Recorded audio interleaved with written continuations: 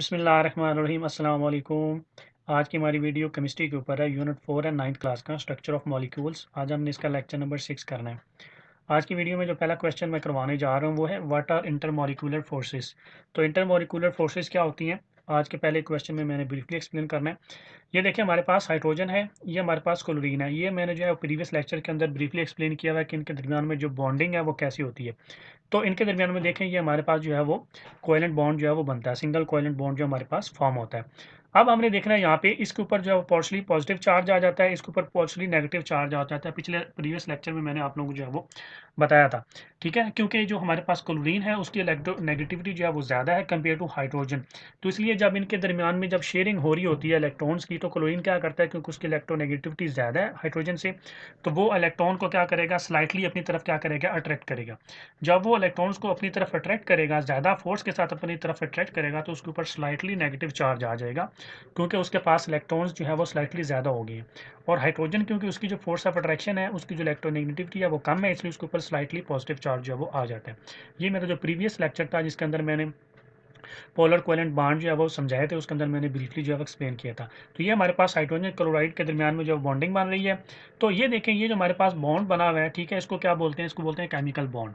ठीक है, तो ये जो बॉन्ड हमारे पास बना है इसको बोलते हैं केमिकल बॉन्ड। आप देखें, हमारे पास ये जो है केमिकल बॉन्ड, इसकी जो फोर्स है, ये वाली जो फोर्स जिसके साथ हाइड्रोजन और क्लोरीन आपस में अट्रैक्ट हुए हैं, ये जो केमिकल बॉन्ड है बेसिकली, ये क्या है, ये स्ट्रॉन्ग बॉन्ड होता है। ठीक है, तो ये केमिकल बॉन्ड्स की जो फोर्स, बेसिकली केमिकल बॉन्ड क्या होता है, फोर्स ऑफ अट्रैक्शन ही होती है ना बिटवीन टू एटम्स। तो ये जो केमिकल बॉन्ड है ये क्या होता है, ये स्ट्रॉन्ग होते हैं, ये हैवी होते हैं, ये पावरफुल होते हैं। अच्छा, अभी हमने एक और एग्जांपल देखनी है। ये मेरे पास एक और हाइड्रोजन क्लोराइड है, मतलब एक और मॉलिक्यूल है मेरे पास। ठीक है, एक मेरे पास HCl लेफ्ट साइड पे है, एक मेरे पास HCl राइट साइड पे, एक सब्सटेंस है फॉर एग्जांपल। अब देखिए, हमारे पास तो होता क्या है यहाँ पे, इस क्लोरीन, अब ये क्लोरीन जो है, ये वाला क्लोरीन देखें, इसके ऊपर क्या है, मेरे पास नेगेटिव चार्ज है। ये वाला जो हाइड्रोजन है इसके ऊपर मेरे पास क्या है, पॉजिटिव चार्ज है। तो ये मॉलिक्यूल के अंदर, ठीक है, ये इंटर मॉलिक्यूलर का क्या मतलब, मॉलिक्यूल्स के अंदर। तो ये हमारे पास क्या है, जब ये HCl है हमारे पास एक मॉलिक्यूल होगा, ये HCl हमारे पास एक मॉलिक्यूल होगा। तो जब ये एक सब्सटेंस के अंदर होंगे, तो एक सब्सटेंस के अंदर बहुत सारे जो हैं वो हमारे पास जो हैं वो मॉलिक्यूल्स मौजूद होते हैं। तो ये आपस में क्या करेंगे, आपस में ये फिर मजीद एक दूसरे के साथ बॉन्डिंग बना लेंगे। ठीक है, ये क्लोरीन क्या करेगा, क्योंकि नेगेटिवली पार्शली नेगेटिव चार्ज है, ये पार्शली पॉजिटिव चार्ज है, ये आपस में क्या कर देंगे, ये दोबारा आपस में जो है वो बॉन्डिंग बना देंगे। ठीक है, ये जो बॉन्डिंग होगी हमारे पास, इसको क्या बोलते हैं, इसको बोलते हैं इंटरमॉलिक्यूलर फोर्सेस। तो ये ऐसी फोर्स होती है जो एक मॉलिक्यूल के अंदर, ठीक है, दो, एक सब्सटेंस के अंदर दो मॉलिक्यूल्स को आपस में क्या करती है, जोड़ के रखती है, होल्ड करके रखती है। ये कंपेरेटिवली वीक होती है। जो केमिकल बॉन्ड होते हैं हमारे पास, ये स्ट्रॉन्ग होते हैं, और जो हमारे पास इंटरमॉलिक्यूलर फोर्सेज होती हैं जो दो मॉलिक्यूल्स को आपस में होल्ड करके रखती हैं, वो कंपेरेटिवली वीक होती हैं। फॉर एग्जाम्पल हम HCl की एग्जाम्पल ले लेते हैं। इसके अंदर अभी डेफिनेशन में आप लिखेंगे, the forces of attraction present between molecule of a substance और कॉल्ड इंटरमॉलिक्यूलर फोर्सेज। तो एक सब्सटेंस के अंदर बहुत सारे मॉलिक्यूल्स होंगे, तो दो मॉलिक्यूल्स को आपस में जो फोर्सेस जोड़ती हैं, जो फोर्सेस ऑफ अट्रैक्शन होती हैं, उनको हम बोलते हैं इंटरमॉलिक्यूलर फोर्सेस। इंटरमॉलिक्यूलर नाम से ही पता चल रहा है कि मॉलिक्यूल के दरमियान में जो है वो फोर्सेस हैं, उनको क्या बोलते हैं हम लोग, इंटरमॉलिक्यूलर फोर्सेस बोलते हैं। अब मैंने आपको कहा कि जो इंटरमॉलिक्यूलर फोर्सेस होती हैं ये वीक होती हैं कंपेयर टू केमिकल बॉन्ड्स के। अभी एग्जांपल हम HCl के ले लेते हैं। HCl के अंदर जो इंटरमॉलिक्यूलर फोर्स है, फॉर एग्जांपल मैंने इस फोर्स को जो है वो ब्रेक करना है, ये वाली फोर्स जो है वो जो ब्रेक करना है, तो ब्रेक करने के लिए मुझे एनर्जी चाहिए होगी। तो इसको ब्रेक करने के लिए मुझे सिर्फ 17 किलो जूल एनर्जी जो है वो रिक्वायर्ड होगी, अगर मैंने HCl वाले जो दो मॉलिक्यूल्स हैं उनके दरमियान में इंटरमॉलिक्यूलर फोर्सेस को ब्रेक करना होगा। तो 1 mole of liquid hydrogen chloride के अंदर जो इंटरमॉलिक्यूलर फोर्सेस हैं उसको ब्रेक करके उसको गैस में कन्वर्ट करने के लिए मुझे कितनी जो है एनर्जी चाहिए, सिर्फ 17 किलो जूल पर मोल। आपको मैंने कहा कि जो केमिकल बॉन्ड्स होते हैं इनकी जो फोर्सेज होती हैं केमिकल बॉन्ड्स वाली, ये स्ट्रॉन्ग होती हैं। फॉर एग्जांपल अगर मैंने HCl के अंदर से हाइड्रोजन और क्लोरीन को अलग करना है, इसका जो बॉन्ड है वो मैंने रिमूव करना है, तो इसके लिए मुझे जो है वो 430 किलो जूल एनर्जी जो है वो रिक्वायर्ड होगी इस केमिकल बॉन्ड को तोड़ने के लिए, जो हाइड्रोजन और क्लोरीन के एटम के दरमियान में है। 1 मोल ऑफ हाइड्रोजन क्लोराइड के केमिकल बॉन्ड को तोड़ने के लिए। ठीक है, तो अगर इंटरमॉलिक्यूलर फोर्सेज देखी जाए तो मेरे सिर्फ 17 किलो जूल एनर्जी मुझे रिक्वायर्ड होगी, और अगर केमिकल बॉन्ड मैंने तोड़ना है तो मुझे 430 किलो जूल एनर्जी चाहिए होगी। तो इसका क्या मतलब हुआ कि जो केमिकल बॉन्ड्स होते हैं उनके दरमियान में जो फोर्स ऑफ अट्रैक्शन होती है, ठीक है, जो chemical bond basically force of attraction है वो ज़्यादा स्ट्रॉन्ग होती है कंपेयर टू इंटरमॉलिक्यूलर फोर्सेस। तो बस ये 2-3 पॉइंट आपने इसके अंदर जो है वो याद रखने हैं, और डेफिनेशन आपको आनी चाहिए विद एग्जाम्पल और ये सारी चीज़ें। तो इसके बाद नेक्स्ट चलते हैं। हमारे पास जो नेक्स्ट क्वेश्चन बनता है हमारे पास 6.2 मेरा जो क्वेश्चन है, इसका सेकंड क्वेश्चन वो है define and explain dipole dipole interaction. तो जैसे आपको नाम से ही पता चल रहा है डाइपोल डाइपोल, इसका क्या मतलब हुआ कि डाई का मतलब होता है दो, तो पोल हमने ऑलरेडी पढ़ा हुआ है, ठीक है, जिसके ऊपर स्लाइटली पॉजिटिव और नेगेटिव चार्जेस होते हैं। इसका मतलब है कि पोलर मॉलिक्यूल्स, तो डाइपोल बनना है, दो पोलर पोलर के दरमियान में जो है वो इंटरेक्शन होना है, फोर्सेज होनी है, उसको डाइपोल डाइपोल बोलते हैं। अभी समझते हैं एग्जाम्पल करके तो इजीली समझ आ जाएगा। हमारे पास ये हाइड्रोजन है, ये क्लोरीन है हमारे पास, ठीक है। इसके दरमियान में ये मैंने क्या बनाया, केमिकल बॉन्ड बनाया हुआ है। ये जो हाइड्रोजन है इसकी इलेक्ट्रोनेगेटिविटी 2.2 होती है, क्लोरीन की जो इलेक्ट्रोनेगेटिविटी होती है 3.2 होती है। अभी मैंने थोड़ी देर पहले भी एक्सप्लेन किया, जो क्लोरीन होता है वो ज़्यादा इलेक्ट्रोनेगेटिव होता है कंपेयर टू हाइड्रोजन, जिसकी वजह से क्लोरीन क्या करेगा, इलेक्ट्रॉन्स को, क्योंकि इनके दरमियान में म्यूचुअल शेयरिंग हो रही है, हाइड्रोजन और क्लोरीन के दरमियान में शेयरिंग हो रही है एक इलेक्ट्रॉन की, तो क्लोरीन क्या करेगा, जो दो इलेक्ट्रॉन होंगे जो शेयरिंग में हिस्सा ले रहे होंगे, उनको अपनी तरफ ज़्यादा अट्रैक्ट करेगा। जब उनको अपनी तरफ ज़्यादा अट्रैक्ट करेगा तो इसके ऊपर जो है वो स्लाइटली नेगेटिव आएगा और हाइड्रोजन के ऊपर स्लाइटली पॉजिटिव चार्ज आ जाएगा, ठीक है। तो क्लोरीन के ऊपर स्लाइटली नेगेटिव चार्ज आएगा क्योंकि वो इलेक्ट्रॉन्स को अपनी तरफ अट्रैक्ट कर रहा है, और हाइड्रोजन के ऊपर स्लाइटली पॉजिटिव चार्ज आ जाएगा। अब देखिए हमारे पास, तो ये मेरे पास क्या बन गई है, ये एक जो है वो मेरे पास पोल बन गया मेरे पास यहाँ पे। अब देखिए मेरे पास, तो ये वो मैंने जो अभी थोड़ी देर पहले आपको बताया जो फोर्सेज हैं आपस में, ये दूसरा मेरे पास आ गया, मेरे पास हाइड्रोजन और क्लोराइड आ गया। अभी ये मेरे पास क्या है, डाईपोल है। ये देखिए मैं डाईपोल कैसे, ये एक पोल है, ये एक पोल है, तो ये दोनों पोल क्या हो गए मेरे पास, ये क्या बन गया, डाईपोल। डाई का मतलब होता है दो पोल। ये एक पोल है जिसके ऊपर पॉजिटिव चार्ज है, ये एक पोल है जिसके ऊपर नेगेटिव चार्ज है। इधर आ जाए, ये एक पोल है, ये दूसरा पोल है, तो ये ओवरऑल क्या है, डाईपोल है। ये डाईपोल है और ये डाईपोल है। इसके दरमियान में ये मेरे पास क्या मान रही है, फोर्स ऑफ अट्रैक्शन जो है वो मान रही है, जिसको बोलते हैं डाईपोल डाईपोल अट्रैक्शन। तो मेरे पास ये जो बनी है, ठीक है, इसको क्या बोलेंगे, forces due to opposite charges. ये फोर्सेस क्यों डेवलप होती हैं, ये ड्यू टू अपोजिट चार्जेस जो है वो, क्योंकि उसके ऊपर अपोजिट चार्जेस हैं इसलिए डेवलप हुई है। सेम वही जो हमने अभी थोड़ी देर पहले देखा ना वन क्वेश्चन में, ठीक है, फोर्सेज ऑफ अट्रैक्शन। ये बेसिकली फोर्सेज ऑफ जो है ना वो इंटरमोलिकुलर फोर्सेज ही हैं, लेकिन ये डेवलप हो रही हैं due to opposite charges of course, ठीक है। इसके ऊपर स्लाइटली नेगेटिव चार्ज है, इसके ऊपर स्लाइटली पॉजिटिव चार्ज है।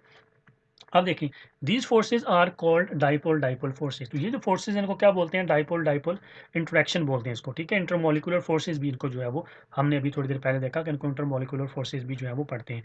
अभी इसको हम डिफाइन कर सकते हैं यहाँ पे, ठीक है। तो इसको जब हम फॉर्म में लिखेंगे, ठीक है, इसको जब हम 3D फॉर्म में लिखेंगे तो ऐसे होता है, जिस जो जो एटम हमारे पास ज़्यादा इलेक्ट्रॉन अट्रैक्ट कर रहा है, ज़्यादा फोर्स से इलेक्ट्रॉन्स को अपनी तरफ अट्रैक्ट कर रहा है, उसको हमने थोड़ा बड़ा शो करना है, ठीक है। ये हाइड्रोजन को देखिए, हमने इसकी साइड जो है थोड़ी पतली शो की हुई है, इसकी साइड हमने थोड़ी गहरी शो की, इस तरीके से आपने इनको जो है वो शो करना है, और ये दरमियान में आपने डॉटेड लाइन जो है वो लगानी है। अब इसको डिफाइन करेंगे कैसे, the forces of attraction present between partial positive end of one polar molecule and partial negative end of other polar molecule is called dipole dipole forces. तो बेसिकली ये क्या होते हैं, क्यों डेवलप होती है हमारे पास, क्योंकि देखिए इसके ऊपर पार्शियली नेगेटिव चार्ज आ गया, इसके ऊपर पॉजिटिव पॉजिटिव चार्ज आ गया, तो इनके दरमियान में जो पार्शियल पॉजिटिव और पार्शियल नेगेटिव एटम्स के दरमियान में ये जो इंटरेक्शन हुई है, ये जो अट्रैक्शन हुई है, इसको क्या बोलते हैं हम लोग, डाइपोल डाइपोल फोर्सेज। ये डाई हो गया दो, ये भी डाई हो गया दो, और इनके दरमियान में ये अटैचमेंट हुई हुई है, इंटरेक्शन हुई है, फोर्सेज ऑफ अट्रैक्शन आई हुई है। इनको क्या बोलते हैं, डाइपोल डाइपोल फोर्सेज इसको जो है वो बोलते हैं। अब इसमें देखें हमारे पास एक्सप्लेनेशन में आप क्या लिखेंगे, इसमें कुछ स्टेप्स हैं जो आपने लिखने हैं, ठीक है। ये स्टेप्स वही हैं जो पोलर कोवेलेंट बॉन्ड के फॉर्म में जो हमने लिखे थे वही हैं, तो आपने इसको जो है वो बारी बारी लिख देने। तो सबसे पहले आप इसमें लिखेंगे कि जो डाइपोल डाइपोल फोर्सेज हैं वो किस तरह जो है वो ओरिजिनेट होती हैं, कैसे बनती हैं, क्यों। ये बेसिकली जो होती हैं अट्रैक्शन होती है अपोजिट चार्जेस की। अभी मैंने आपको बताया कि क्लोरीन के ऊपर नेगेटिव चार्ज है, हाइड्रोजन के ऊपर पॉजिटिव चार्ज है, तो ये चार्ज जो है वो टेम्परेरी भी हो सकता है, परमानेंट भी हो सकता है। तो बेसिकली जो डाइपोल डाइपोल फोर्सेज हैं ये रिजल्टेंट होती हैं इन अपोजिट चार्जेस की वजह से। इसमें सबसे पहले आपने ये पॉइंट लिखना है। दूसरा पॉइंट आपने इसमें लिखना है कि अनइक्वल शेयरिंग ऑफ इलेक्ट्रॉन्स होती है दो डिफरेंट एटम्स के दरमियान में। देखिए मैंने आपको बताया ना कि ये एक हाइड्रोजन है, ये क्लोरीन है, दोनों आपस में क्या कर रहे होंगे, इलेक्ट्रॉन जो है वो शेयर कर रहे होंगे। अब एक इलेक्ट्रॉन इसने देना है, एक इलेक्ट्रॉन इसने देना है, लेकिन इसकी इलेक्ट्रोनेगेटिविटी क्योंकि जो ज़्यादा है कंपेयर टू हमारे पास हाइड्रोजन के, तो ये क्लोरीन क्या करेगा, वो जो इलेक्ट्रॉन दो शेयरिंग में पार्ट कर रहे होंगे उनको अपनी तरफ जो है वो स्लाइटली जो है वो ज़्यादा जो है वो अपनी तरफ अट्रैक्ट करेगा। जब उनको वो स्लाइटली अपनी तरफ अट्रैक्ट करेगा, अनइक्वल शेयरिंग ऑफ इलेक्ट्रॉन्स होगी, तो इसके ऊपर जो है वो हमारे पास जो क्लोरीन है इसके ऊपर स्लाइटली नेगेटिव चार्ज आ जाएगा और इसके ऊपर स्लाइटली पॉजिटिव चार्ज आ जाएगा, ठीक है। तो दूसरा पॉइंट इसके अंदर ये होता है कि जो अनइक्वल शेयरिंग ऑफ इलेक्ट्रॉन्स होती है बिटवीन टू डिफरेंट एटम्स आपने वर्ड यूज करना है, उसकी वजह से इनके ऊपर जो है वो चार्जेज आ जाती है, अपोजिट चार्जेज आ जाती है। इसके बाद उसका तीसरा पॉइंट उसमें आप लिखेंगे shared pair of electron attracted more towards highly electronegative items. अच्छा, अभी मैं आपको बताया कि ये जो क्लोरीन है हमारे पास, ये ज़्यादा इलेक्ट्रोनेगेटिव है। ये ज़्यादा इलेक्ट्रोनेगेटिव है, तो ये जो इलेक्ट्रॉन इन्वॉल्व हो रहे होंगे बॉन्डिंग में, ये क्लोरीन क्या करेगा, उनको अपनी तरफ जो है वो ज़्यादा अट्रैक्ट करेगा। ठीक है, जब वो ज़्यादा अट्रैक्ट करेगा तो इसके ऊपर स्लाइटली नेगेटिव चार्ज आएगा। यही चीज़ आपने वो जो है वो अपने वर्ड्स में लिखनी है। चौथी में आपने लिखनी है when both partial and positive partial negative charges exist in different. अब मॉलिक्यूल बन गया ना हमारे पास, ठीक है। अब मॉलिक्यूल बन गया, फिर सब्सटेंस बन गया। जब सब्सटेंस बन गया हमारे पास, तो देखिए हमारे पास ये जो है, जब डिफरेंट पोजीशन, किसी भी पोजीशन के ऊपर ये आपस में अटैच होंगे एक सब्सटेंस के अंदर, तो ये क्या करेंगे, ये वाला जो नेगेटिव हमारे पास एटम होगा, ये वाला जो पार्शियल पॉजिटिव एटम होगा, ये उसके साथ अपने आपस में क्या करेगा, एडजेसेंट वर्ड आपने यूज करना है। एडजेसेंट का मतलब होता है नेक्स्ट मॉलिक्यूल।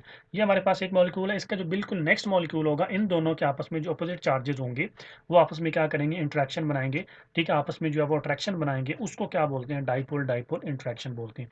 तो इस तरीके से आपने इनको जो है वो 4 स्टेप्स के अंदर इनको एक्सप्लेन करना है प्रॉपरली कि ये कैसे जो है वो हो रही होती है। क्लियर।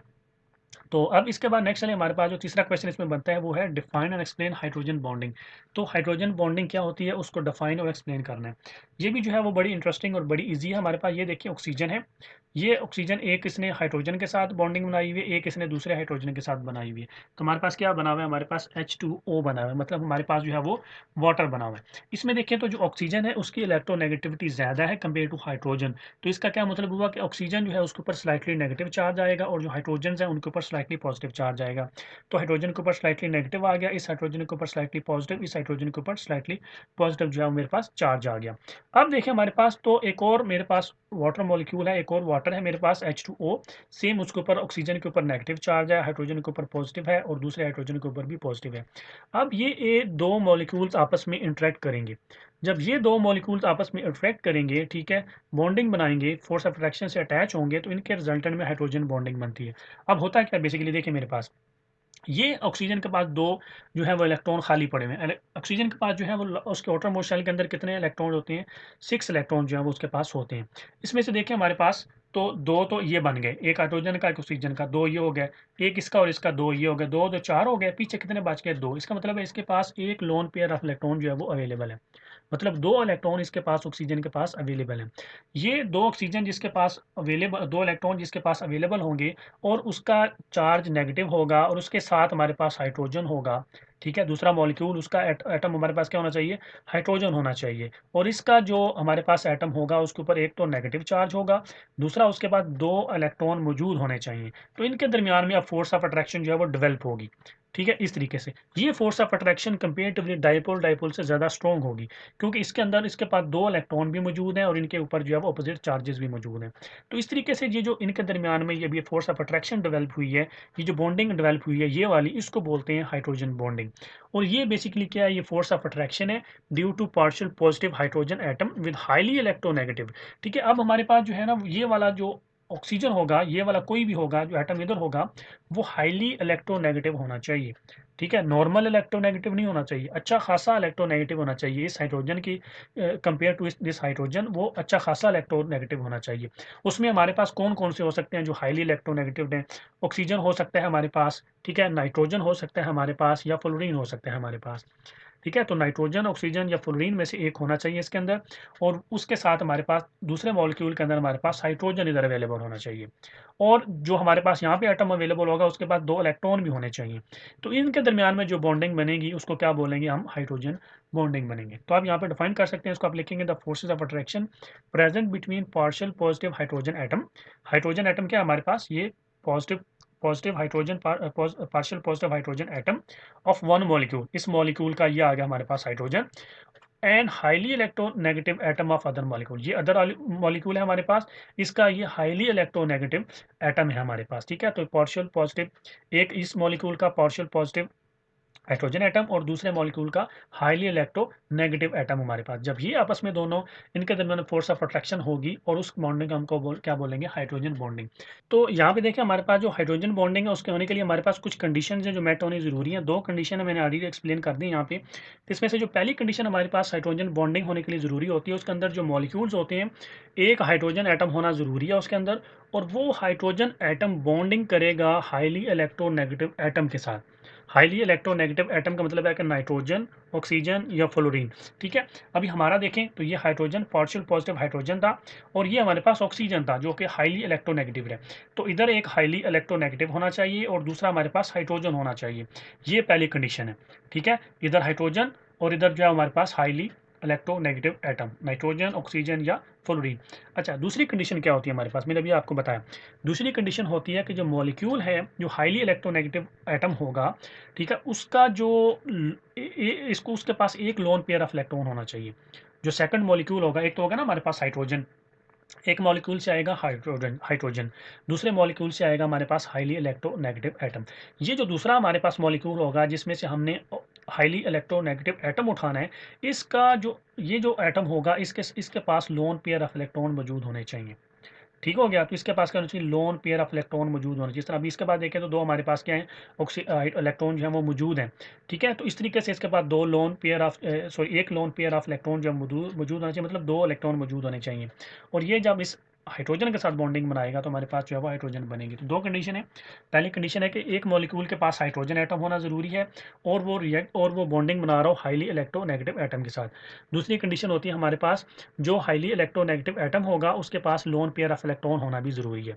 मतलब उसके पास दो इलेक्ट्रॉन ऐसे होने चाहिए जो किसी के साथ भी बॉन्डिंग ना बना रहे हो। तो इस तरीके से हमारे पास जो बॉन्डिंग बनेगी उसको बोलेंगे हाइड्रोजन बॉन्डिंग। क्लियर। तो अभी देखें हमारे पास इसकी कुछ इस तरह की 3D शेप बनेगी हमारे पास। इसमें यहाँ पे देखें तो ये वाले जो ऑक्सीजन है इसके पास ज़्यादा हैवी जो है वो शो हो रही है, और ये जो हाइड्रोजन हाइड्रोजन इनके पास जो अपने काम जो है वो थोड़ा गैप जो है वो शो करवाना है, और उनके ऊपर जो है हाइड्रोजन के ऊपर पॉजिटिव और ऑक्सीजन के ऊपर पॉजिटिव नेगेटिव चार्ज जो है अपनी शो कराना है, और दरमियान में आपने डॉटेड लाइन के साथ इसको जो है वो हाइड्रोजन बॉन्डिंग शो करवानी है। अब इसके बाद नेक्स्ट चले हमारे पास जो नेक्स्ट क्वेश्चन है, क्वेश्चन नंबर 6.4, उसमें आपसे पूछ रहा है explain physical properties of molecules related to hydrogen bonding. तो अभी हमने मॉलिक्यूल्स की फिजिकल प्रॉपर्टीज बतानी है और उनको रिलेट करना है हाइड्रोजन बॉन्डिंग के साथ। तो हमारे पास दो तरह की फिजिकल प्रॉपर्टीज को हम रिलेट कर सकते हैं। इसमें से नंबर 1 हमारे पास है बॉइलिंग पॉइंट्स। तो देखिए हमारे पास जो बॉइलिंग पॉइंट होते हैं, ऐसे मॉलिक्यूल जिनके अंदर हाइड्रोजन बॉन्डिंग आ रही होती है उनका बॉइलिंग पॉइंट जो होता है वो ज़्यादा होता है कंपेयर टू अदर्स के। फॉर एग्जांपल अगर हम देखें तो हमारे पास जो है, मैं एग्जांपल दे देता हूँ यहाँ पे। ठीक है, हमारे पास जो बॉइलिंग पॉइंट ऑफ वाटर है वो 100 डिग्री सेंटीग्रेड है। ठीक है, तो इसका मतलब है सेंटीग्रेड है, इसका मतलब है कि 100 डिग्री के ऊपर हमारा जो वाटर है वो क्या होता है, बॉयल होता है। लेकिन जो अल्कोहल है उसका क्या है, 78 डिग्री है। ठीक है, क्यों ऐसे, क्यों वाटर का बॉइलिंग पॉइंट क्यों ज़्यादा है, क्योंकि उसके अंदर हाइड्रोजन बॉन्डिंग है। वो हाइड्रोजन बॉन्डिंग क्या होती है, वो स्ट्रॉन्ग होती है, जिसकी वजह से वो दो आइटम्स को क्या करती है, होल्ड करके रखती है। ब्रेक होने में इतना ईजी नहीं होता उनको, इसलिए इनका बॉइलिंग पॉइंट जो है वो ज़्यादा होता है। तो boiling point of molecules with hydrogen bonding is higher due to strong hydrogen bonding present between the molecules. तो आपने इसी तरह लिखना है कि जो बॉइलिंग पॉइंट होता है मॉलिक्यूल्स का जिनके दरमियान में हाइड्रोजन बॉन्डिंग होती है उनका हायर होता है कंपेयर टू अदर्स। क्यों, क्योंकि जो हाइड्रोजन बॉन्डिंग होती है मॉलिक्यूल्स के दरमियान में वो उनको होल्ड करके रखती है, उनको ब्रेक होने नहीं देती। अब इसके बाद दूसरा एक बड़ा इंपॉर्टेंट और बड़ा अच्छा इसका जो है फिजिकल प्रॉपर्टीज़ के अंदर, फ्लोटिंग ऑफ आइस। ये बड़ा इंपॉर्टेंट क्वेश्चन है, अक्सर एग्जाम के अंदर जो है वो टच होता है। तो ये भी जो है फ्लोटिंग ऑफ आइस भी जो है वो रिलेटेड टू हाइड्रोजन बॉन्डिंग ही है हमारे पास। ये देखें, ये हमारे पास समंदर है, ठीक है, और इसके ऊपर जो आइस है वो क्या कर रही है, फ्लोट कर रही है, तैर रही है। ये ऐसे क्यों होता है मैं आपको बताता हूँ। सबसे पहले आपने एक पॉइंट याद रखना है यहाँ पे, वो है डेंसिटी एट 0 डिग्री टेम्परेचर पे। 0 डिग्री सेल्सियस टेम्परेचर के ऊपर जो डेंसिटी है वो आपने याद रखनी है। अभी हमने कंपेयर करना है दो चीज़ों को, एक है हमारे पास पानी और दूसरी है हमारे पास आइस। इन दोनों को हमने कंपेयर करना है, ठीक है, और इनकी डेंसिटी जो है हमने, मेन फैक्टर जो फ्लोटिंग ऑफ आइस होता है वो होता है डेंसिटी। तो इसमें देखें जो डेंसिटी 0 टेम्परेचर के ऊपर जो डेंसिटी होगी, इसमें जो हमारे पास वाटर है उसकी डेंसिटी होती है 1 ग्राम पर सेंटीमीटर क्यूब। मतलब 1 सेंटीमीटर क्यूब का जो हमारे पास वॉल्यूम होता है, 1 सेंटीमीटर क्यूब का अगर हम कुछ चीज़ लें, वॉल्यूम लें वाटर का, तो उसकी जो डेंसिटी होगी वो 1 होगी। मतलब उसके अंदर 1 ग्राम ऑफ वाटर होगा 1 सेंटीमीटर क्यूब के अंदर। ये बेसिकली इसका कहने का मतलब होता है। ठीक है, मतलब और मतलब होता है कि उसके अंदर इतना पानी होता है, 1 ग्राम पानी होता है 1 सेंटीमीटर क्यूब वाले एक बॉल के अंदर फॉर एग्जांपल। लेकिन अगर हम डेंसिटी देखें हमारे पास आइस की, तो आइस की डेंसिटी होती है 0.97 ग्राम पर सेंटीमीटर क्यूब। तो इसका मतलब हुआ कि आइस होती है ये लेस डेंस होती है कंपेयर टू वाटर। वाटर होता है 1 ग्राम पर सेंटीमीटर क्यूब, और जो आइस होती है ये होती है सिर्फ 0.97 ग्राम पर सेंटीमीटर। डिफरेंस बिल्कुल थोड़ा सा ही है, लेकिन आइस जो है वो लेस डेंस है और वाटर जो है वो ज़्यादा डेंस है। अच्छा, अभी यहाँ पे दो चीज़ें हो रही थी, मैं आपको थोड़ा सा डायग्राम बना कर एक्सप्लेन करता हूँ। लिक्विड स्टेट के अंदर क्या होता है, जब हमारे पास पानी है जो लिक्विड स्टेट के अंदर है, तो ये मेरे पास फॉर एग्जांपल एक मैंने अपने पास जो है वॉल्यूम बना लिया। इसके अंदर मैंने जो है वो पानी के जो है वो मॉलिक्यूल्स मैंने रखने हैं। देखिए इस तरीके से पानी के जो मॉलिक्यूल्स होंगे, जब लिक्विड स्टेट के अंदर पानी होगा तो उसके मॉलिक्यूल जो होंगे वो रैंडमली मूव कर रहे होंगे, ठीक है, वो फ्रीली मूव कर रहे होंगे उनको ऊपर। क्योंकि देखिए आपने पढ़ा होगा कि सॉलिड के अंदर जो फोर्स ऑफ अट्रैक्शन होती है वो स्ट्रांगली होती हैं, लिक्विड के ऊपर उनसे थोड़ा कम होती हैं, और जो गैसेज होती हैं उनके ऊपर और ज़्यादा कम होती हैं। ठीक है, तो जो लिक्विड स्टेट है इसके अंदर जो मॉलिक्यूल्स होते हैं वाटर के वो रैंडमली मूव कर रहे होते हैं। तो आप लिखेंगे यहाँ पे, देखिए in liquid state water molecules क्या करते हैं, रैंडमली मूव करते हैं। जब वो रैंडमली मूव कर रहे होते हैं तो वो कभी बॉन्डिंग आपस में जो है वो बना रहे होते हैं, हाइड्रोजन बॉन्डिंग, कभी वो आपस में बॉन्डिंग तोड़ रहे होते हैं, कभी क्योंकि दूर जा रहे होते हैं, कभी वो एक दूसरे के नज़दीक आ रहे होते हैं। ठीक है, तो they are not stick together, they don't have plan. ठीक हो गया, तो ये लिक्विड स्टेट की जो है सिचुएशन होती है। लेकिन जब इसको हम फ्रीज करते हैं, जब पानी फ्रीज हो जाता है, जब आइस बन जाता है, ठीक है, तो जो फ्रीजिंग स्टेट होती है उसके अंदर ऐसा नहीं होता। उसके अंदर क्या होता है, जो वाटर के मॉलिक्यूल्स होते हैं वो अरेंज हो जाते हैं। ठीक है, वो अरेंज होकर एक दूसरे के साथ कंबाइन हो जाते हैं। जब एक दूसरे के साथ कंबाइन हो जाएंगे तो वो एक फॉर्म क्रिएट कर लेंगे। उस फॉर्म को क्या बोलते हैं, आइस बोलते हैं। हमारे पास जो हमको आइस नजर आती है बेसिकली वो arrange form of water molecules होती है, और इनके दरमियान में जो हाइड्रोजन बॉन्डिंग इस तरीके से बनी होती है, स्ट्रॉन्ग हाइड्रोजन बॉन्डिंग जो है वो इनके दरमियान में बनी होती है, और इनका जो स्ट्रक्चर है वो एक्सपैंड हो जाता है। इनका स्ट्रक्चर जो है वो क्या हो जाता है, वो एक्सपैंड हो जाता है। लेकिन इनके जो मॉलिक्यूल्स हैं वो आपस में क्या कर जाते हैं, टाइटली हेल्ड हो जाते हैं, स्लाइटली क्लोज क्लोज हो जाती हैं। लेकिन ओवरऑल इनका जो स्ट्रक्चर है वो क्या कर जाता है, एक्सपेंड कर जाता है। तो देखिए हमारे पास when freezes molecules are arrange that gives them an open space. जब वो अरेंज होते हैं तो वो कौन सी शक्ल बनाते हैं, वो आइस की शक्ल बना जाते हैं, वो आइस की शेप में कन्वर्ट हो जाते हैं। वाटर की कोई शेप अपनी नहीं होती, ठीक है, लेकिन जो सॉलिड्स होते हैं उनकी अपनी शेप होती है। लिक्विड की अपनी कोई शेप नहीं होती। लिक्विड जिस भी चीज़ में आप डालेंगे उसकी शेप वो अपना लेगा, लेकिन जो सॉलिड्स होते हैं उनकी अपनी शेप होती है। तो वो एक शेप में अरेंज हो जाएंगे, उस शेप जो है उसको क्या बोलते हैं, आइस बोलते हैं। तो आप इसका जो आंसर है वो इस तरीके से लिखेंगे कि ice floats on water because density of water 1.0 gram per centimetre cube is higher compare to the density of ice. ठीक है, जो आइस है वो क्यों पानी के ऊपर फ्लोट करती है, क्योंकि जो वाटर है उसकी डेंसिटी जो है वो हायर है कंपेयर टू हमारे पास जो डेंसिटी आइस की। दोनों का आप जो है वो फिगर भी लिखेंगे कितनी डेंसिटी होती है। अब इसकी वजह से क्या होता है, डेंसिटी ऑफ आइस जो है वो लोअर क्यों है, बिकॉज जब पानी फ्रीजिंग स्टेट में आ जाता है तो जो पानी के मॉलिक्यूल्स हैं वो अरेंज हो जाते हैं in the form of ice. उस अरेंजमेंट को क्या बोलते हैं, हमारे पास आइस की शेप जब अख्तियार कर लेते हैं। Due to strong hydrogen bonding उनके दरमियान में प्रोड्यूस हो जाती है। उस स्ट्रॉन्ग हाइड्रोजन बॉन्डिंग की वजह से उनके पास क्या हो जाती है, स्पेस क्रिएट हो जाती है, और वो एक्सपैंड हो जाती है। जब उनके दरमियान में स्पेस क्रिएट हो जाती है और वो एक्सपैंड हो जाती है हमारे पास, तो उसकी डेंसिटी ऑफकोर्स क्या हो जाएगी, कम हो जाएगी। जब उसकी डेंसिटी कम हो जाएगी तो वो क्या करेंगे, पानी के ऊपर जो है फ्लोट करना शुरू कर देंगे। तो आपने इस तरीके से इसके जो 3-4 पॉइंट्स हैं उनको ब्रीफली एक्सप्लेन कर देने, तो इंशाल्लाह आपको पूरे नंबर देगा। तो आई होप कि आप लोगों को मेरी आज की वीडियो अच्छी लगी होगी। आप लोगों को मेरी आज की वीडियो अच्छी लगी तो काइंडली मेरे चैनल को सब्सक्राइब कर दें, लाइक कर दें, अपना बहुत सारा ख्याल रखें, दुआ में याद रखें। अल्लाह हाफिज़।